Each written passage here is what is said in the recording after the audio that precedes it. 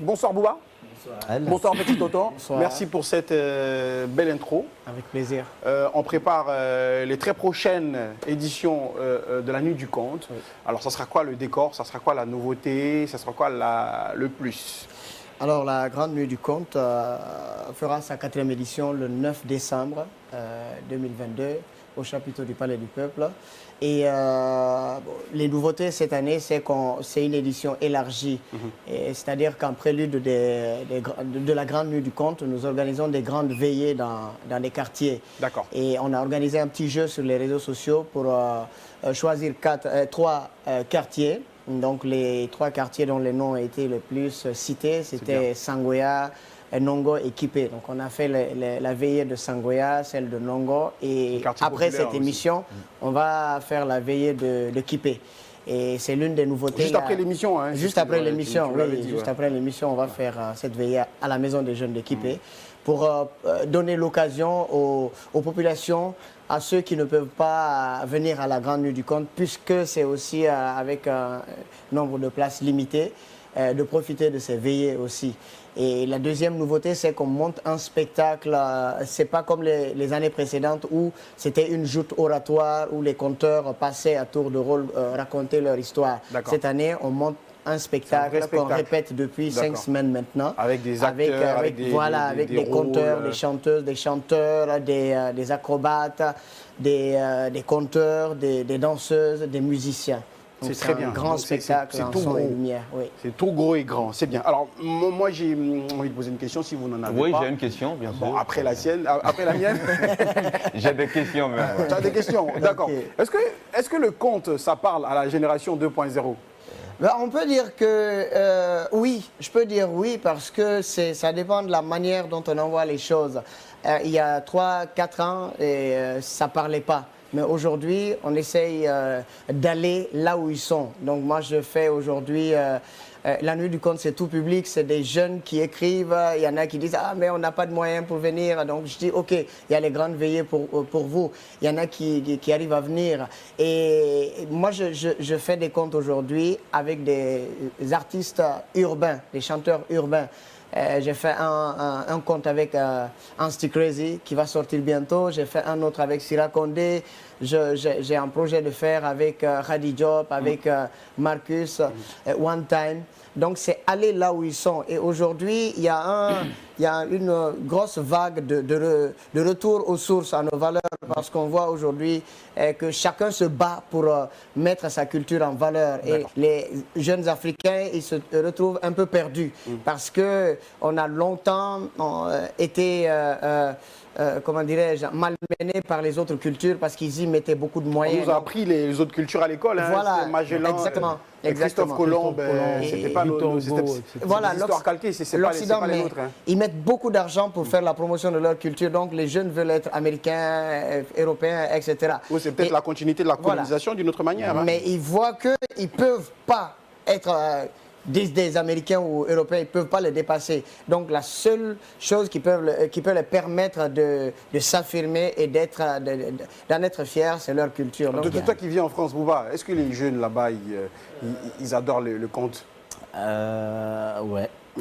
En fait,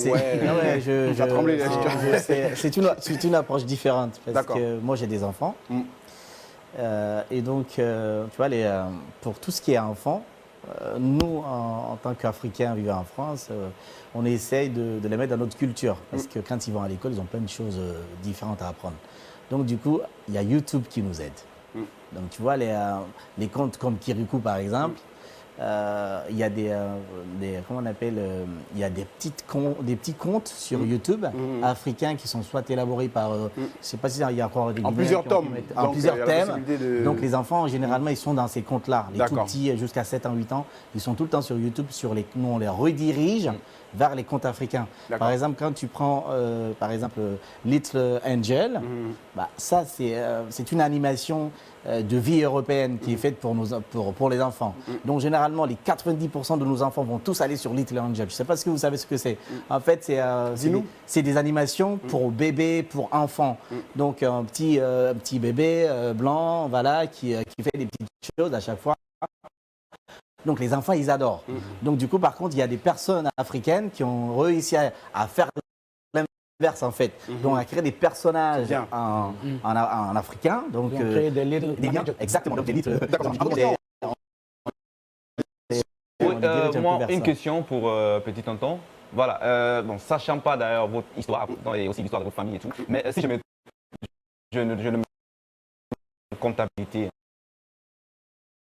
c'est pas à quel moment dans le compte et tout, parce que comptabilité, compte théâtre voilà, et tout. c'est un peu large. Comme il y a je pas dis, que- comptable de formation. Donc moi, je suis comptable, mais fin d'année. Et quand j'arrive au lycée ici, je rencontre une compagnie de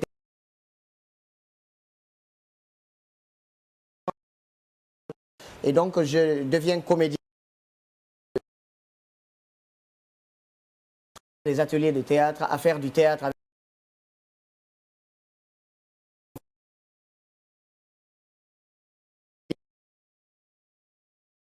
voilà, j'ai mon On diplôme. fait pas dans la- on fait à l'école. Moi, l'histoire m'intéresse pas, hein, Voilà. parce que tu es connu. Oui.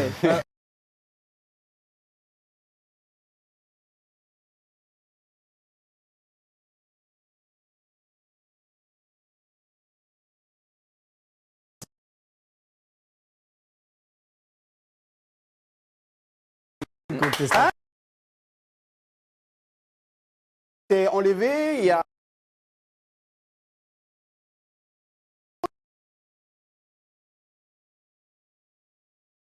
pour informer les gens. Arrête.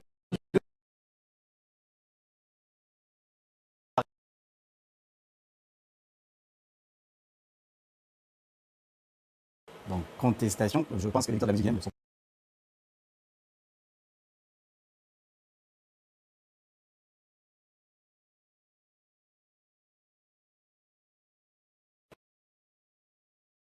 Comment tu appelles ça? Si c'est pas Non, c'est pas une contestation. Une contestation, c'est quoi? Je ne suis pas d'accord.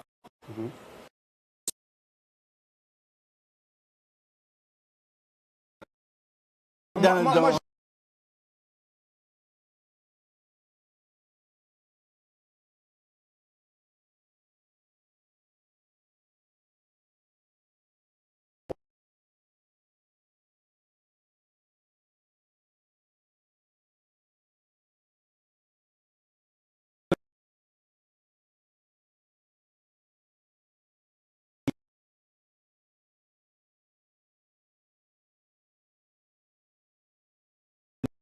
Billet. Et avant.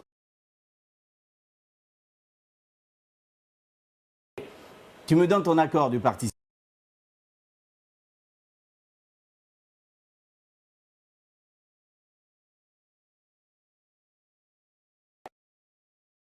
Votez pas pour moi, votez pour mes poulains.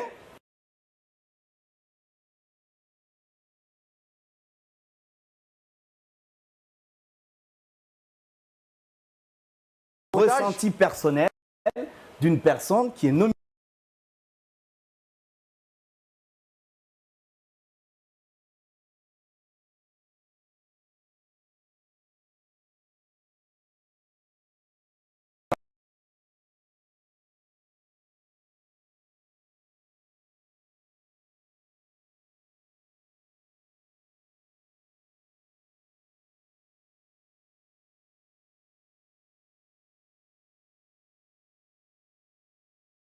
panel, background, Professionnel. souterraine de communiquer sans pour autant chercher d'une manière ou d'une autre à jeter l'anathème sur quelque chose qui est en train de grandir.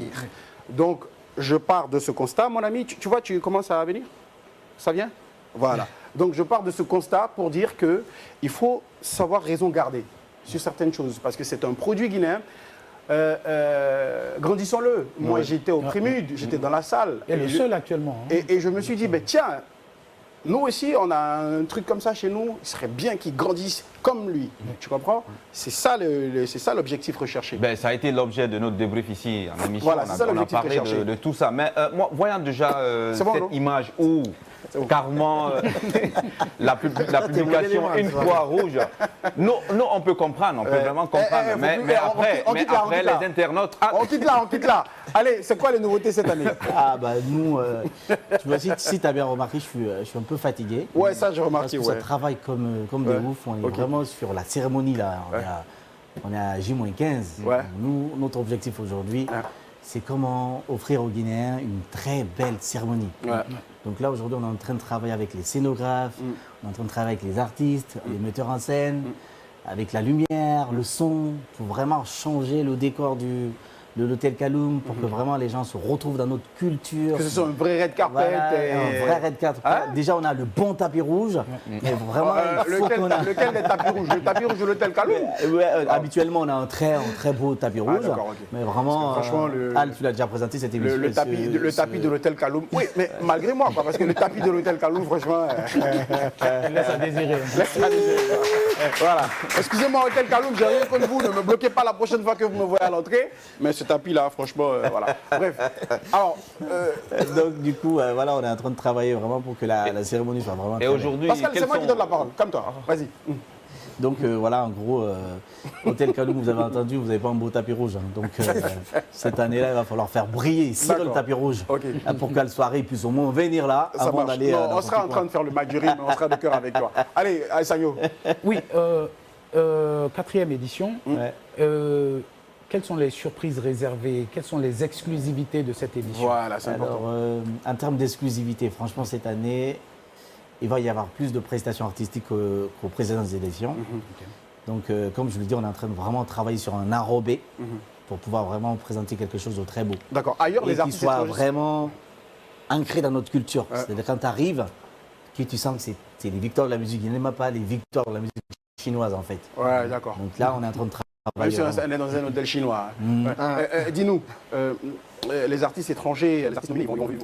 Alors, normalement, on est en train de se battre pour que vraiment le gagnant il puisse être là. Le gagnant? Le gagnant de la catégorie West Africa, par exemple, le meilleur artiste de l'Afrique de l'Ouest. Mais comment savoir ça? C'est le jour J? C'est pas le jour J à la soirée. Ah bon? Tu as peut-être fait oublier le mode opératoire il y a 2 ou 3 ans. Ah, il est connu à l'avance? Non, on délibère, tu sais, le 15 décembre. D'accord. Le jury s'est réuni le 15 décembre. Voilà, parce que moi, dans les trucs que moi je sais, tout le monde est présent. Voilà. C'est le jour-là que... Non, c'est pas possible. Même si nous quittons d'un pays, hein, tonton, c'est pas comme ça? On quitte ensemble, on vient, tu quittes au Gabon, je quitte au Mali, l'autre quitte à Abidjan. Et là-bas, on nous dit qui est le gagnant. C'est pas possible. En fait, là, tu vois, les votes vont s'arrêter. Après, quand le vote s'arrête, donc il faut vraiment délibérer.